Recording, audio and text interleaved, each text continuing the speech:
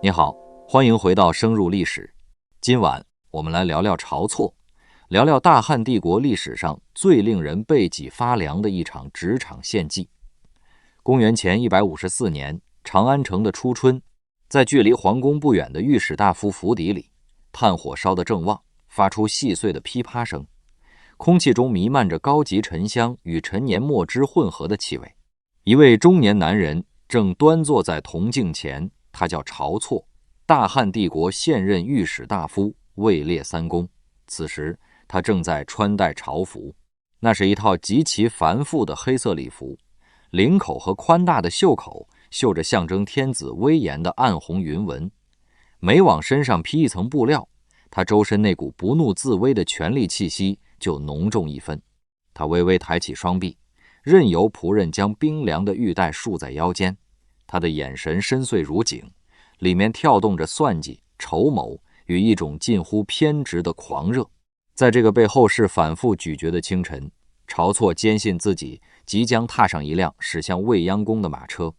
去和那个与他相伴了10余年的君王汉景帝刘启商讨如何剿灭远方刚刚燃起的七国叛乱。他的大脑像一台高速运转的精密仪器，早已在脑海中拟定了3版平叛后勤保障方案，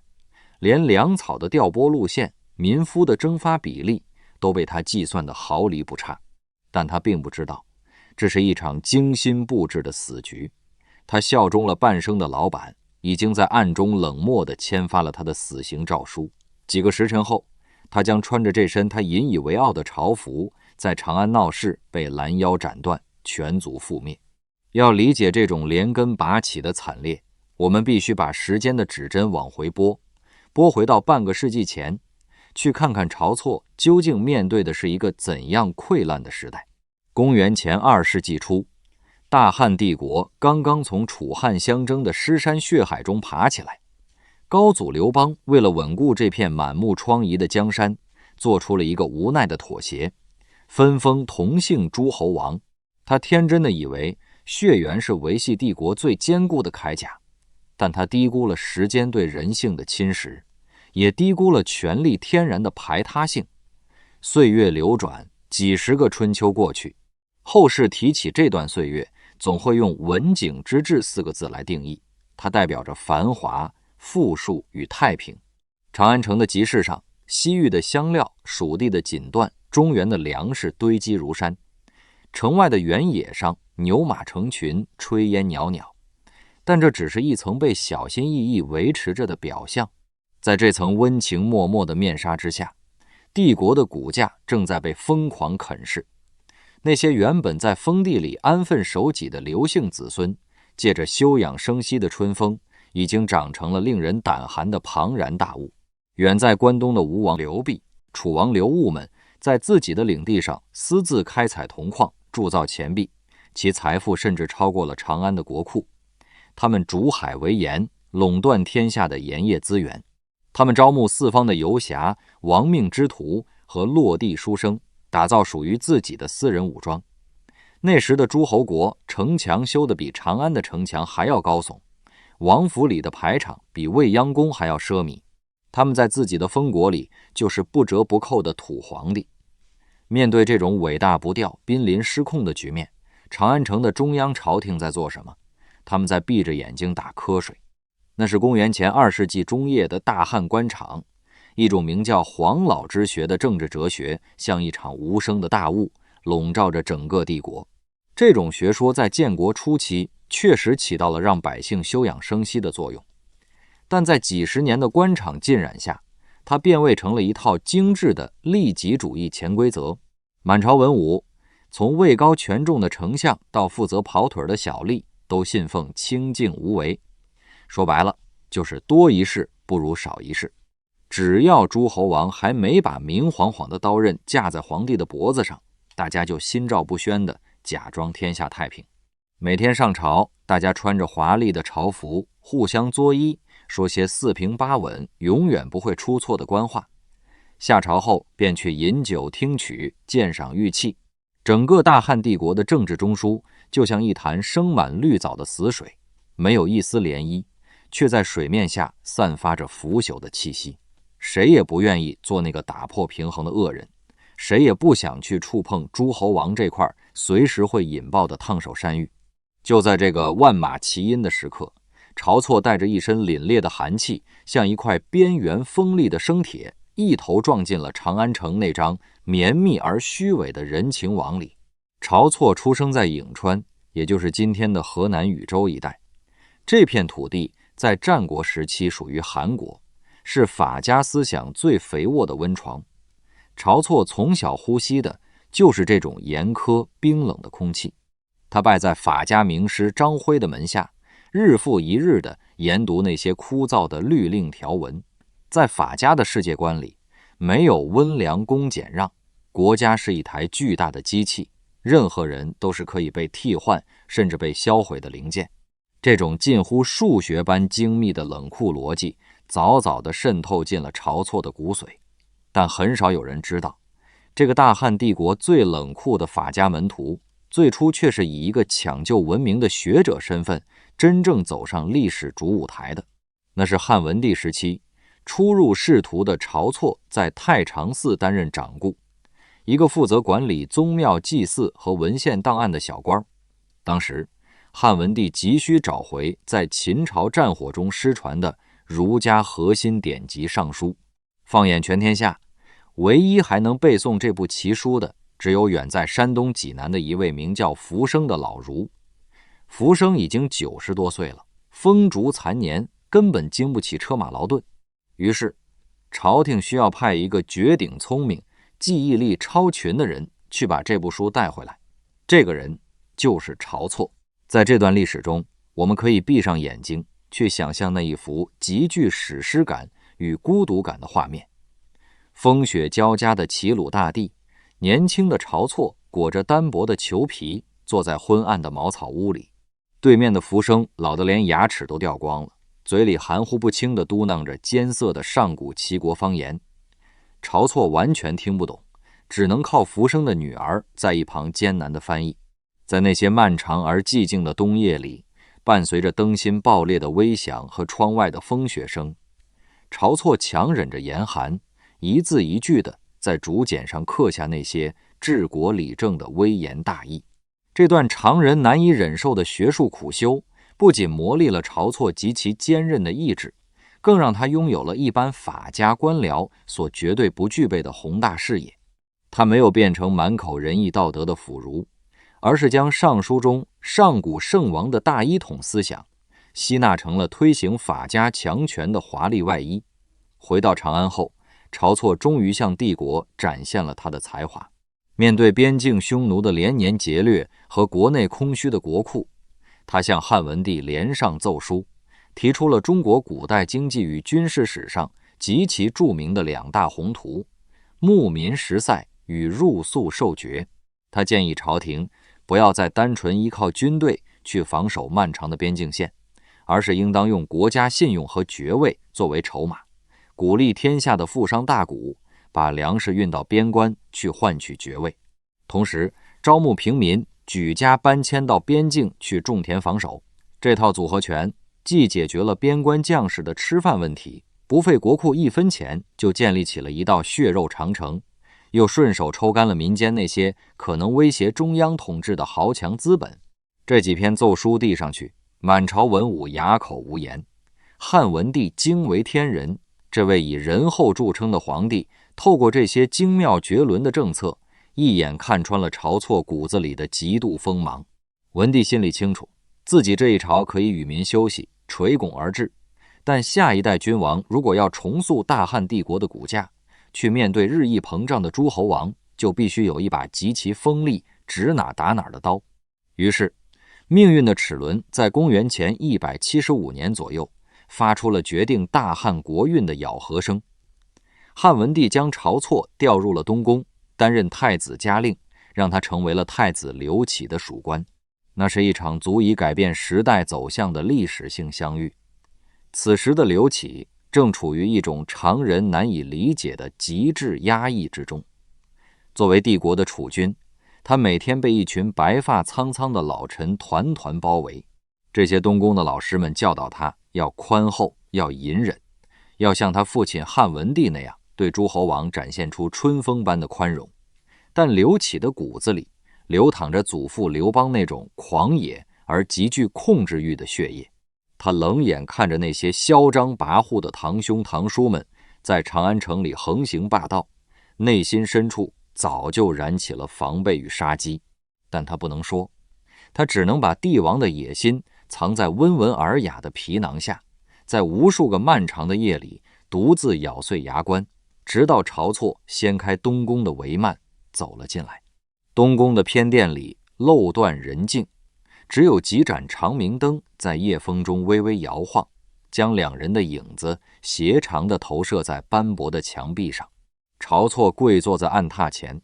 摊开一卷卷羊皮地图，用指尖在那些诸侯王的领地上重重划过。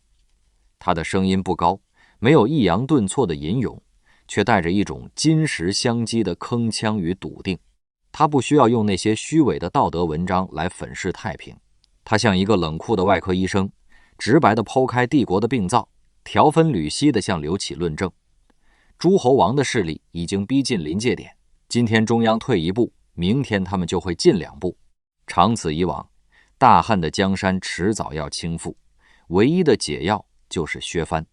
用律法做刀，把他们手中的土地、兵权、铸币权一寸一寸地削下来，重新收归未央宫。年轻的刘启听得血液沸腾，在这座令人窒息的皇宫里，他终于找到了一个懂他的人，一个敢于把天捅破的人。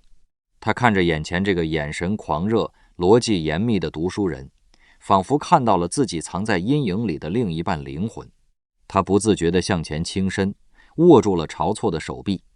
郑重而亲昵地唤了他一声智囊。在这轻飘飘的2个字里，晁错感受到了一种视为知己者死的巨大震撼。对于一个纯粹的法家信徒来说，世间最大的浪漫不是花前月下，也不是高官厚禄，而是遇到一个愿意将整个国家的命运和重塑时代的特权交托到他手中的君王。他以为自己找到了能够并肩作战的灵魂伴侣，他将这视作一场双向奔赴的伟大创业。他愿意做那把最锋利的刀，去替刘启砍断所有挡在皇权面前的荆棘。在那几年无数个筹谋画策的深夜里，晁错把自己活成了一个不知疲倦的机器。他翻阅堆积如山的案卷，寻找诸侯王们僭越犯错的蛛丝马迹。他起草一份又一份言辞犀利、杀气腾腾的奏书，试图在现有的法律框架内悄无声息地收紧对诸侯的绞索。他完全沉浸在构建大一统帝国的宏大叙事中，目光死死盯着远方的江山社稷，满脑子都是权力的收敛与秩序的重建。但他犯下了一个致命的错误，他忘记了低头看看脚下的深渊，也忘记了去审视那个坐在他对面的男人。他并没有察觉到，君臣之间这种基于宏大理想的互相依存其实极度脆弱。此时的刘启或许真的将他视作拨开乱象的救命稻草，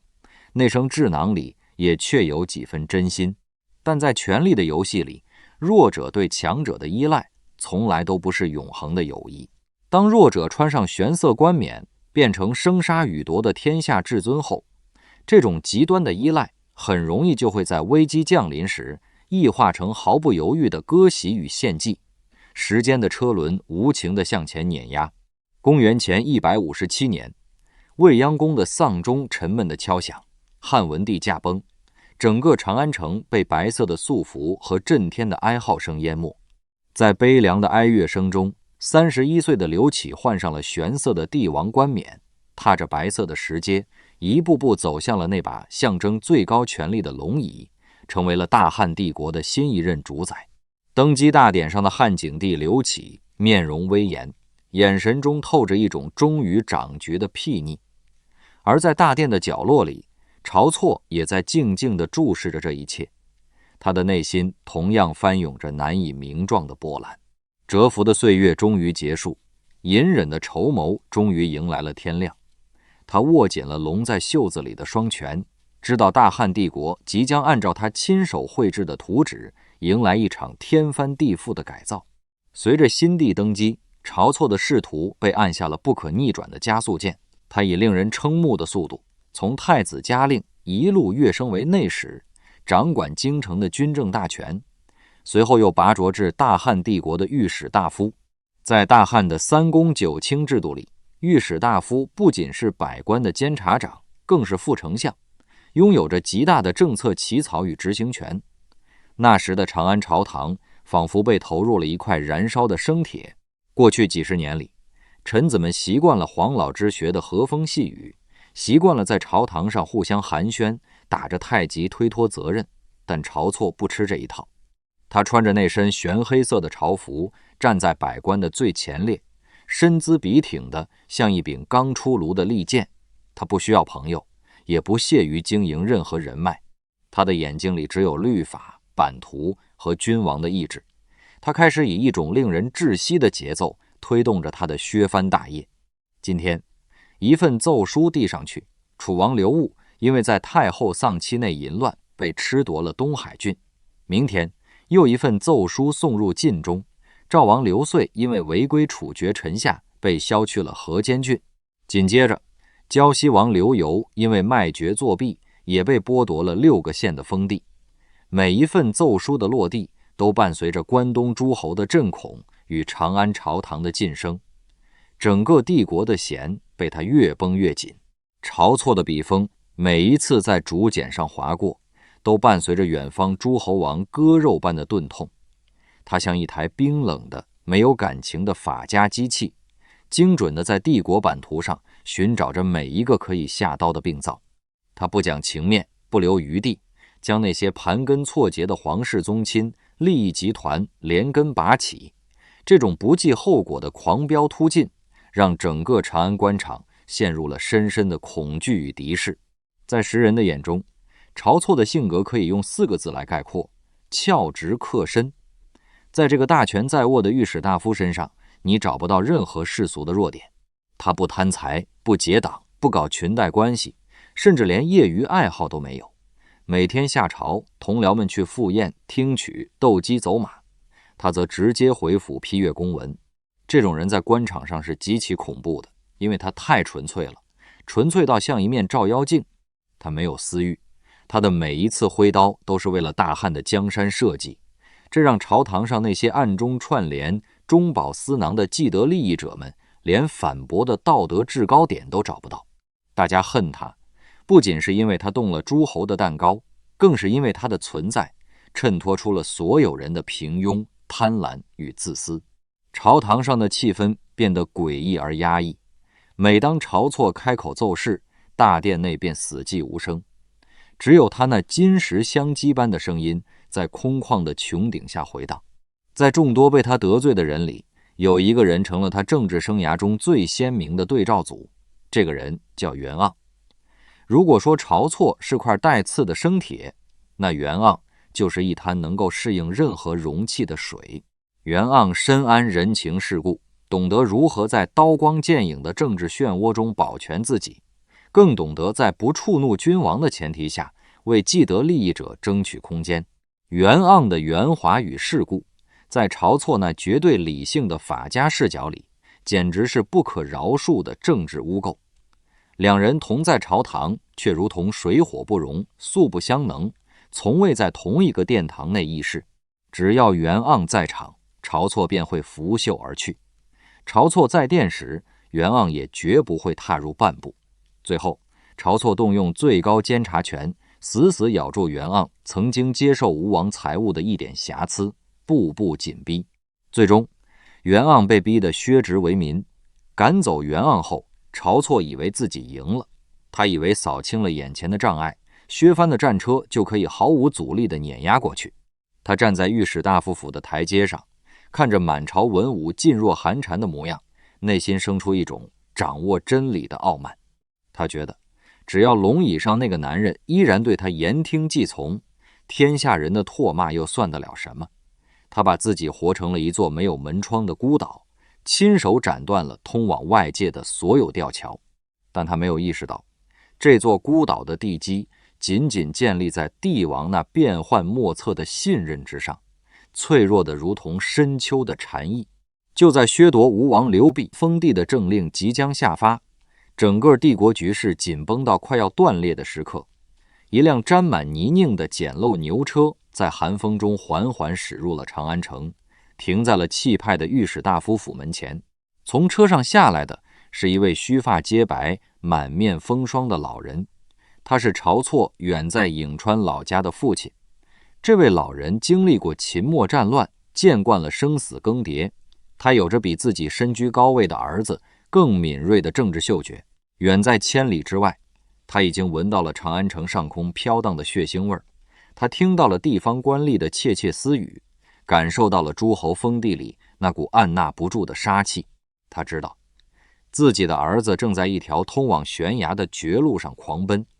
在那间弥漫着名贵沉香和浓重墨味的宽大书房里，父子俩隔着一张沉香木案挤对坐。老父亲看着眼前这个穿着华丽丝绸、眉头紧锁的儿子，眼中满是痛楚。他颤抖着手，指着案几上堆积如山的削藩公文，声音沙哑地发问：你现在大权在握，推行的这些政令全都是在削夺诸侯的土地，疏远刘家的骨肉，天下人对你已经怨声载道，你这么做到底是为了什么？晁错放下手中的毛笔，抬起头，他的眼神里没有一丝一毫的退缩，只有那种属于殉道者的冰冷与狂热。他平静地看着父亲，回答道：这本就是我该做的事，如果不这么做，天子的威严就无法树立，大汉的宗庙社稷就得不到长久的安宁。这番话说得冠冕堂皇，毫无破绽。老父亲听完沉默了很久，他浑浊的眼睛死死盯着儿子那张毫无波澜的脸，仿佛要从那张脸上寻找出一丝属于凡人的恐惧或犹疑，但他失败了。他长长地叹了一口气，那叹息声里夹杂着绝望、悲凉以及看透命运的死寂。看着儿子默不作声的冷酷模样，老父亲彻底死心了。他艰难地站起身，他知道自己已经拉不回这头执意要撞向南墙的猛兽了。老人背对着晁错，望着书房外萧瑟的庭院，留下了一句令人毛骨悚然的死亡预言：刘氏安矣，而晁氏危矣。我不忍心留在这里，亲眼看着你遭遇不测。几天后，在一个平静的夜晚，老人端起了一杯早已准备好的毒酒，一饮而尽。这位饱经风霜的老父亲，用这种最惨烈、最决绝的方式，提前结束了自己的生命。他不是在以死明志，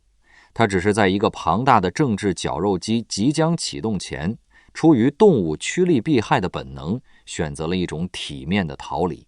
既然无法阻止儿子把全族带入深渊，他宁愿自己先走一步，免得将来在那冰冷的刑场上承受身首异处的屈辱。父亲服毒自杀的消息随着驿站的快马，几天后传到了长安的御史大夫府。这世上最绝望的诅咒，莫过于亲生父亲用命换来的死亡预言。我们无从知晓那个深夜，这位铁腕重臣是否曾跌坐在地，痛哭流涕，但他没有停下。在短暂的幽闭之后，晁错重新换上了那身玄黑色的朝服，走出了御史大夫府的大门。他脸上的川字纹似乎更深了，眼神也变得更加阴鸷。他用一种近乎自虐的方式，将丧父的悲痛和内心深处那一闪而过的恐惧强行压制、封死，然后将全部的精力更加疯狂地投入到了削夺吴王刘濞封地的计划中。他已经没有退路了。亲生父亲用生命拉响的警报被他强行切断。他把自己逼到了悬崖的边缘，坚信只要往前迈出最后一步，只要跨过吴王刘濞这道最难逾越的鸿沟，大汉帝国就能迎来真正的朗朗乾坤。他手中的刀越磨越利，却不知道这把刀最终刺向的不仅是诸侯王的逆鳞，更是自己早已注定的死局。随着削夺吴王封地的诏书正式发出，这场酝酿了数十年的风暴终于彻底爆发。千里之外的广陵城，吴王刘濞接到了朝廷削夺豫章郡和会稽郡的诏书。这位隐忍了几十年的老藩王看着案几上的诏书，他抽出腰间的佩剑，一剑砍断了面前的木案。大汉帝国上空的风向彻底变了，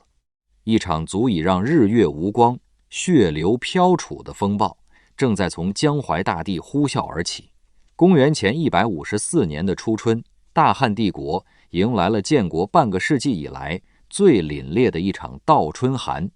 加急的军报如同黑色的暗鸦，披星戴月地飞过函谷关，带着前线将士的泥土和血腥味儿，一封接一封地砸在汉景帝刘启的御案上。那个被晁错逼入绝境的吴王刘濞，到底还是反了。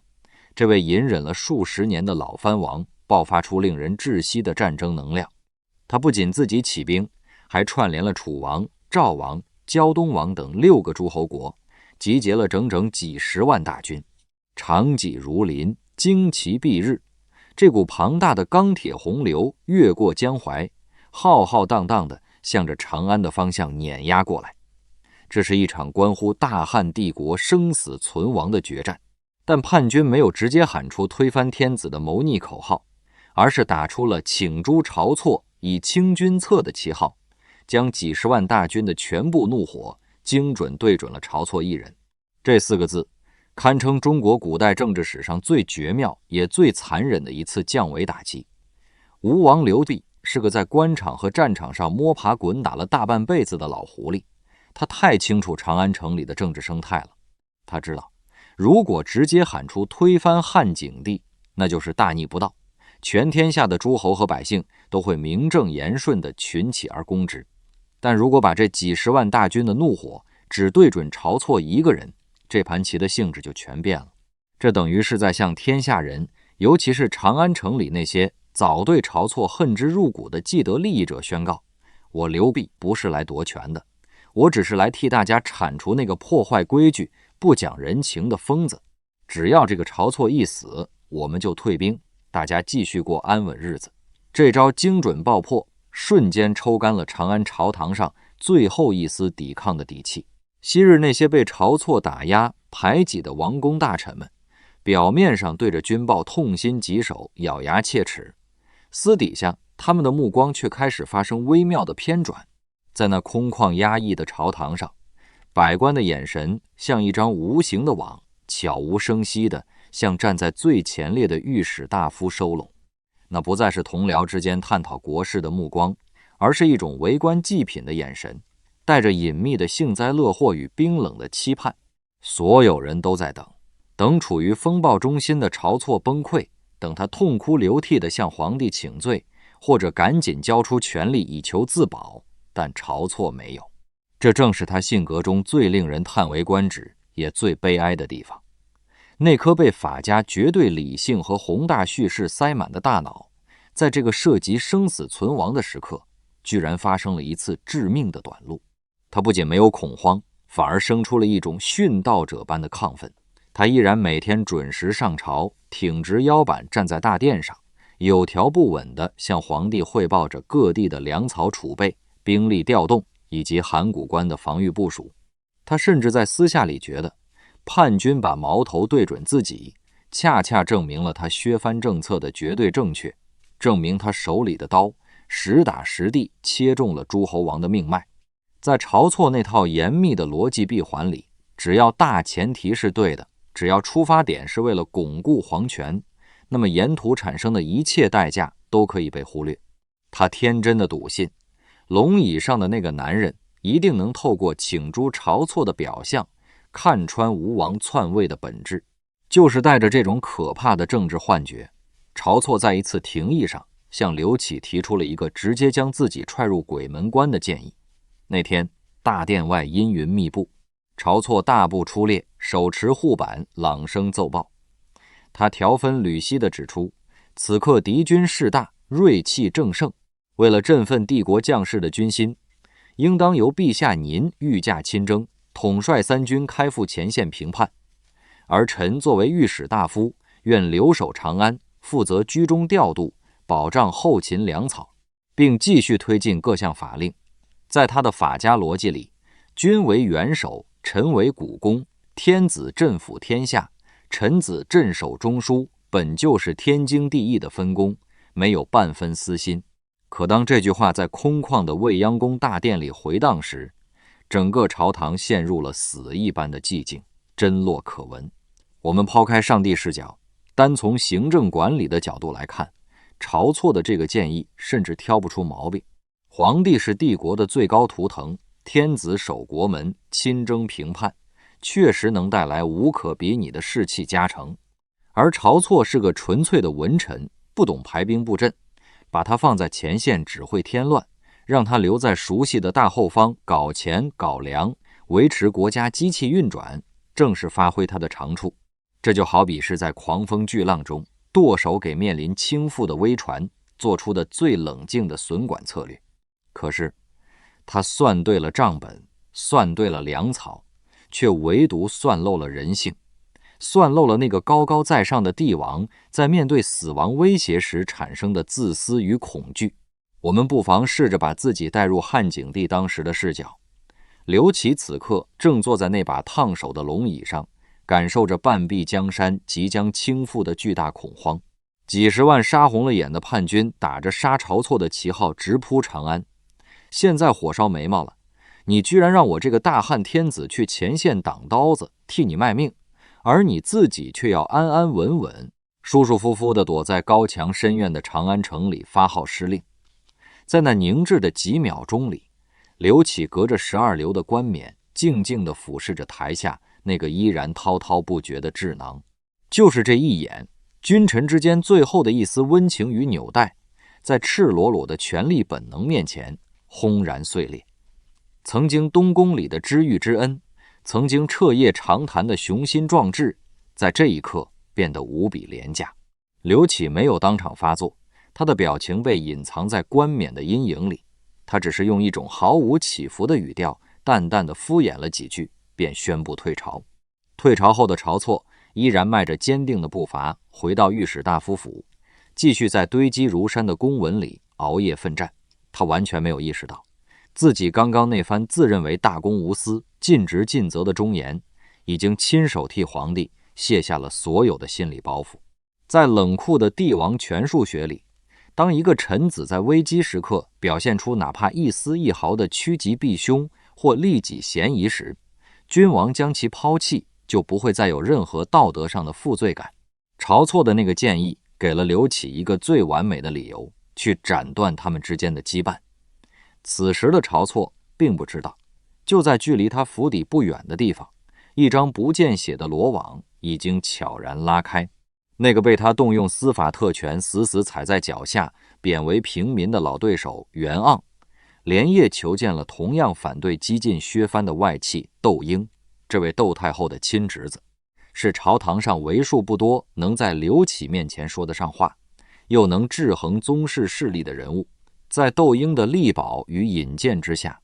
在一个不见月光的深夜，一辆没有任何标记的马车将袁盎秘密接进了未央宫的深处。那扇沉重的宫门在袁盎身后缓缓关闭，发出令人心悸的摩擦声。权力的暗示里，一场用忠臣的鲜血来平息战火的残忍交易即将被放上天平。汉景帝刘启平退了所有的宫女和宦官，这不仅是一场君臣之间的奏对，更是一场关于如何出卖灵魂的闭门交易。刘启此刻已经没有了平日里那种高高在上的帝王威仪，他面容憔悴，眼神中透着无法掩饰的焦虑与疲惫。几十万叛军的兵锋已经逼近梁国，长安城的门户摇摇欲坠。他看着跪在面前的袁盎，就像一个溺水的人抓住了最后一根稻草，急切地询问破局之法。袁盎没有立刻回答，他是一个极其敏锐的政治猎犬，他深知皇帝此刻真正想要的绝不是什么精妙的兵法排阵，而是一个能够让他体面地卸下责任，把灾祸转嫁出去的借口。袁盎叩首，用一种异常平静却字字见血的语调说出了那个满朝文武都在等，却谁也不敢先挑破的方案。吴楚造反打出的旗号是请诛晁错，以清君侧。他们其实并没有篡逆的野心，如今唯一的解药就是斩杀晁错，派使者拿着晁错的人头去赦免七国，恢复他们的封地。如此一来，叛军师出无名，便可兵不血刃地自行退去。这番话在客观事实上彻头彻尾是个谎言。吴王刘濞谋划了几十年，怎么可能仅仅因为一个御史大夫的死就放弃皇位？但袁盎绝顶聪明的地方在于，他提供了一个极其符合刘启此刻心理需求的情绪价值与政治台阶。大殿里陷入了死一般的沉寂。我们可以试着去剖析刘启在那短短几十秒里的心理活动。他难道不知道杀了晁错，叛军大概率也不会退兵吗？他或许知道，但他更知道的是，这口引发天下大乱的黑锅实在太重了，重到大汉天子的脊梁都快要被压断了。他急需一个替罪羊，去平息天下既得利益者的怒火，去安抚那些在战场上拼命的将领们的心。他清楚，杀晁错未必能让叛军退兵，但至少能让满朝摇摆的大臣、观望的宗室彻底站在朝廷这边，能为平叛争取最宝贵的时间窗口。在江山社稷面前，个人的恩义轻得像一片红毛。良久，刘启发出了一声沉重的叹息，他缓缓闭上眼睛，吐出了大汉历史上最冷血也最理直气壮的一句话：故城何如，吾不爱一人，以谢天下。只要能保住江山，我怎么会吝啬用一个人的性命去向天下人赔罪呢？这句话一出，晁错的命运便被彻底钉死在了历史的耻辱柱上。这场背叛最令人背脊发凉的地方在于，它完全合乎最高统治者的逻辑。刘启不需要背负暴君的骂名，他只是在做一个极其理性的止损操作。那些平日里被晁错压得喘不过气来的同僚们，终于等到了反扑的时刻。仅仅在袁盎夜见的十几天后，丞相陶青、中尉陈嘉、廷尉张欧这三位大汉帝国最高级别的行政、卫戍和司法长官，联合向汉景帝呈递了一份充满杀机的弹劾奏书。奏书里的罪名罗列得极其狠毒，他们不仅指控晁错的削藩政策导致了天下大乱，更要命的是，他们揪住了晁错之前那个让皇帝御驾亲征、自己留守长安的提议，将其定性为大逆无道、欲威宗庙、离间骨肉。什么叫欲威宗庙？这就是谋反。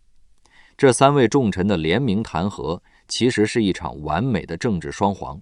他们知道皇帝想杀晁错，但皇帝不能背负杀戮功臣的恶名，所以必须由他们这些大臣出面，给晁错罗织一个十恶不赦的罪名，然后由皇帝来被迫批准。奏章递上去后，刘启的批复只有一个字：可。就这一个轻飘飘的字，便注定了晁氏一族在劫难逃的血光之灾。而此时的晁错对此一无所知，他依然住在御史大夫那座森严的府邸里。在那几个波谲云诡的日夜，他把自己关在书房，对着羊皮地图推演着前线的战况。他还在计算着敖仓里的粮食够大军吃几个月，还在规划着函谷关的防线需要补充多少弓弩。他的纯粹在这一刻展现出了一种令人心碎的荒诞。他太迷信自己手中的权力，太迷信那个叫做大汉律的系统了。他以为只要一切按照律法和制度运行，就没有人能动得了他。他不知道，当规则的制定者决定掀翻棋盘时，任何律法都只是一张废纸。公元前154年正月的一个清晨，长安城的天空阴沉沉的，空气中透着一股刺骨的倒春寒。御史大夫府的大门外，急促的马蹄声打破了清晨的宁静。一名宫中的使者带来了天子的诏书，传达了皇帝立刻召见晁错，商议平叛军机的旨意。这对于晁错来说是再平常不过的早晨。他深吸了一口冷空气，走进内室更衣。那是一套象征着大汉最高文官荣誉的朝服，玄黑色的丝绸质地冰凉而挺阔，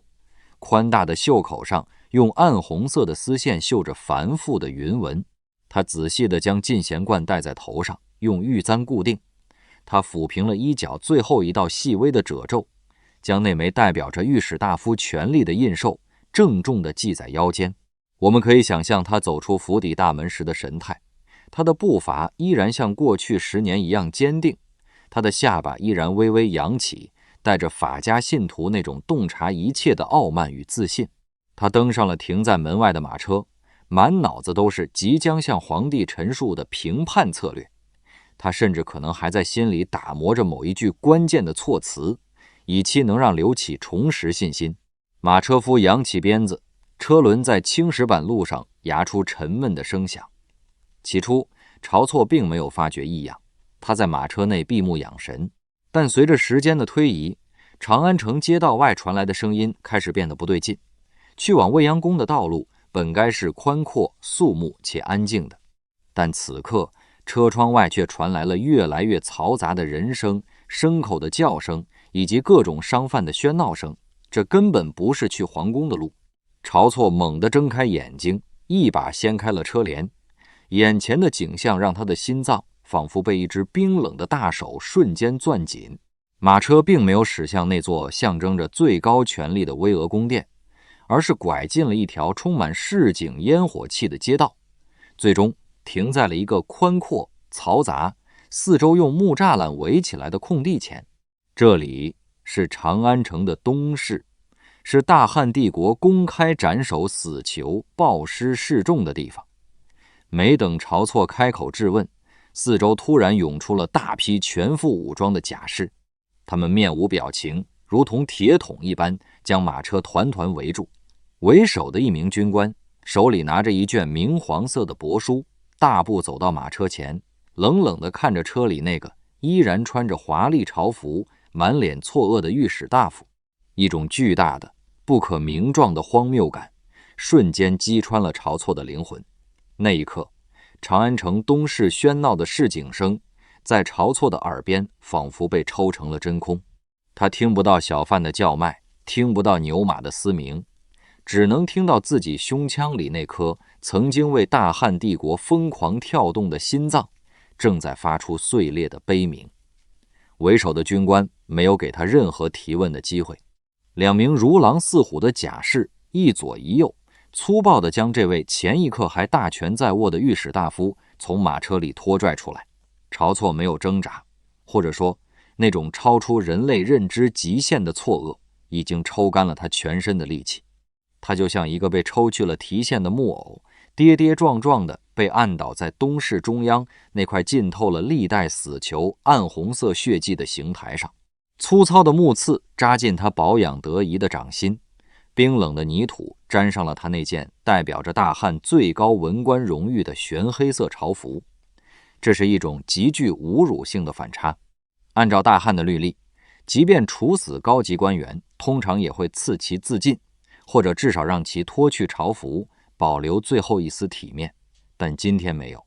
这场杀戮来得如此急迫，如此不加掩饰，甚至连让他换件囚服的时间都不愿意给。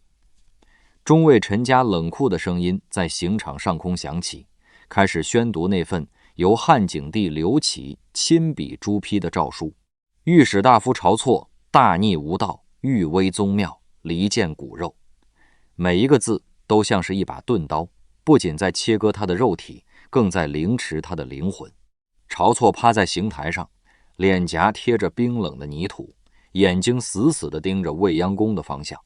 在那重重叠叠的飞檐飞角之下，端坐着那个曾经亲昵地唤他为智囊的男人，那个曾在无数个深夜与他共绘帝国蓝图的灵魂伴侣。在这个极其漫长而又短暂的瞬间，晁错那颗被法家绝对理性武装到牙齿的大脑终于完成了他人生中最后一次，也是最痛苦的一次逻辑推演。他突然全明白了，他明白了为什么这份诏书上的罪名如此荒谬，却能堂而皇之地盖上天子的玉玺。他明白了为什么一向圆滑的袁盎敢在这个时候痛下杀手。他更明白了自己穷尽一生所追求的那个绝对正确、绝对理性的法家帝国，从一开始就是一个虚无缥缈的幻影。他一生都在为这台帝国机器打磨规则，肃清漏洞，可直到此刻，他才彻底明白，这台机器最顶层的运行法则，从来都不是他奉若神明的大汉律法，而是坐在龙椅上那个人的一念之间。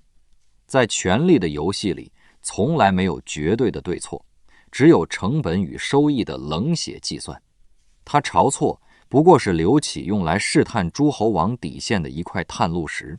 当石头砸出了滔天的巨浪，当巨浪眼看就要吞没黄泉的巨轮时，船长毫不犹豫地将这块石头踢下了甲板，试图以此来平息海神的怒火。最让他感到荒凉的是，这场背叛甚至不带有任何个人的私仇与情绪，它仅仅是黄泉这头巨兽在面临生死存亡时一种冷酷而本能的自我防御。他被他最信仰的系统以一种最合乎系统运转规律的方式无情地抹杀了。没有呼喊，没有咒骂，也没有痛哭流涕，晁错展现出了一个顶级法家信徒最后的倔强。他放弃了所有的申辩，因为他知道，当裁判、对手和规则制定者全都串通一气要你死的时候，任何语言都是苍白的。他只是用尽最后的力气，微微仰起头，看了一眼头顶那灰蒙蒙的、没有一丝阳光的长安天空，这是他为之倾尽所有的帝国天空，此刻却连一片庇护他的云彩都没有。随着一声凄厉的断喝，刽子手高高举起了那把沉重宽阔的铡刀。大汉初年，对待谋反的重罪使用的是极其残忍的腰斩之刑。这种刑罚不会让人立刻毙命，而是将人从腰部一分为二，让受刑者在极度的痛苦和清醒中亲眼看着自己的生命流逝，刀锋裹挟着寒风呼啸而下。沉闷的骨肉断裂声在东市的空气中炸开，那一刻的痛苦是人类语言无法描述的，但比肉体撕裂更痛的是信仰的彻底崩塌。晁错的身躯被生生截断，喷涌而出的鲜血瞬间染红了那身华丽的玄黑朝服，暗红色的云纹在血泊中显得狰狞而诡异。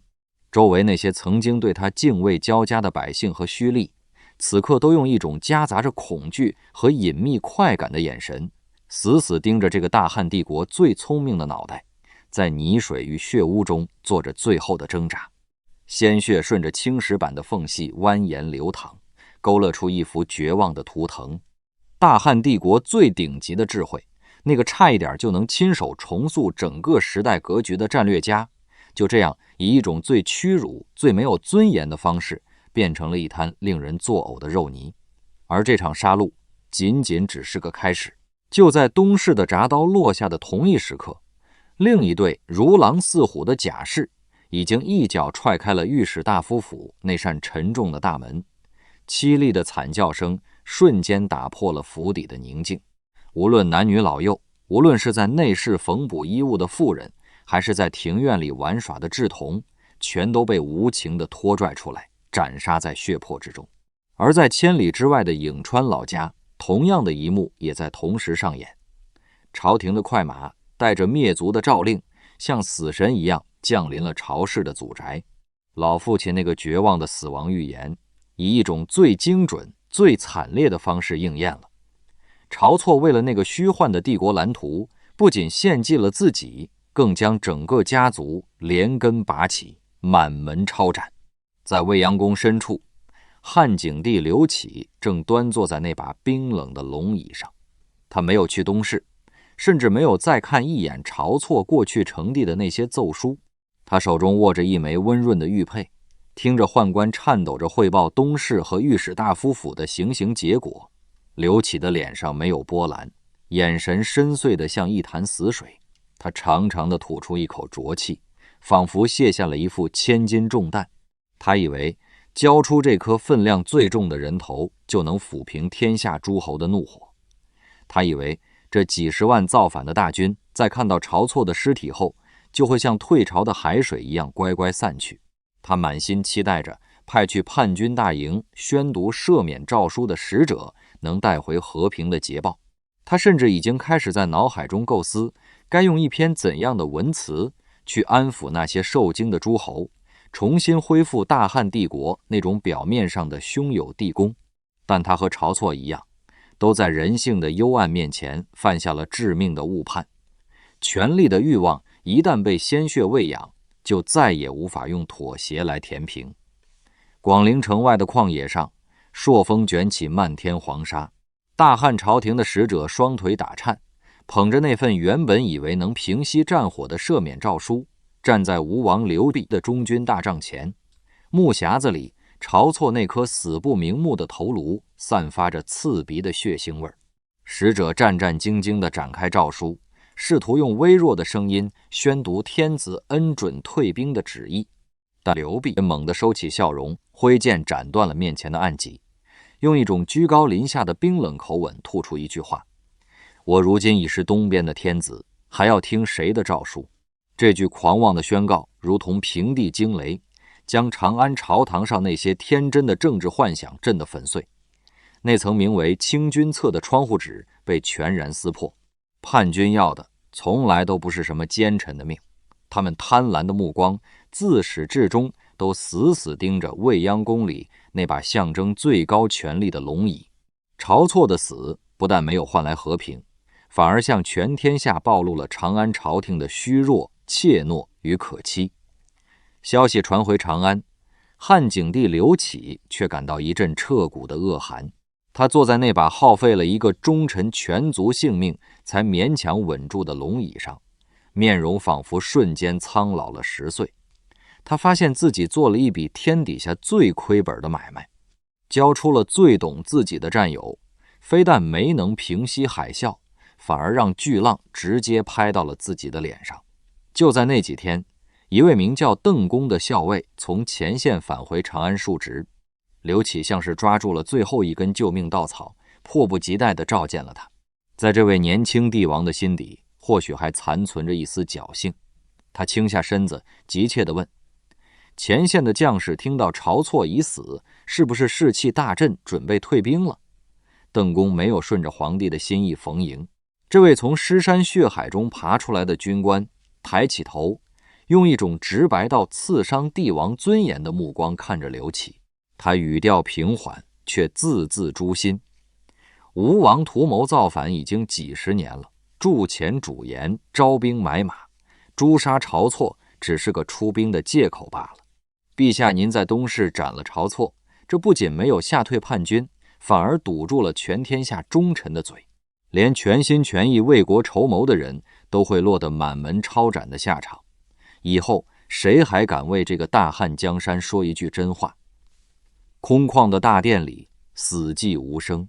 铜漏滴水的声音在这一刻显得格外刺耳。在那令人窒息的静默中，刘启的嘴唇微微颤抖，他的眼神里闪过错愕、痛楚以及被揭穿底牌后的难堪。良久，他长长地叹了一口气，轻声吐出4个字：无亦恨之。刘启确实毁了，但他毁的绝不是辜负了一个叫做晁错的孤勇者，而是懊恼自己在一场政治博弈中输了筹码。帝王没有时间停留在愧疚里，擦干那滴鳄鱼的眼泪后，他立刻调转方向，将平叛的重任和象征帝国全部武装力量的兵符交给了那位治军如铁的将军周亚夫。接下来的几个月是一场纯粹的铁血碰撞。周亚夫没有晁错那些宏大深奥的法家理论，他只懂得用刀剑和鲜血去书写规则。3个月后，七国之乱被强行镇压，吴王刘濞兵败身死，头颅同样被装进木匣送往长安。大汉帝国踩着10万具冰冷的尸骨，以及晁错那具断成2截的残躯，终于趟过了那条危险的急流。各地的诸侯王被全然拔去了爪牙，再也无力对抗中央。晁错在东宫那些摇曳灯火下为刘启描绘的宏伟图纸最终完美落地。大汉帝国按照他的设计变成了一台无坚不摧的集权机器，只是那个画图纸的人被永远留在了那个大雪初融的东市。这就回到了我们今晚故事的起点，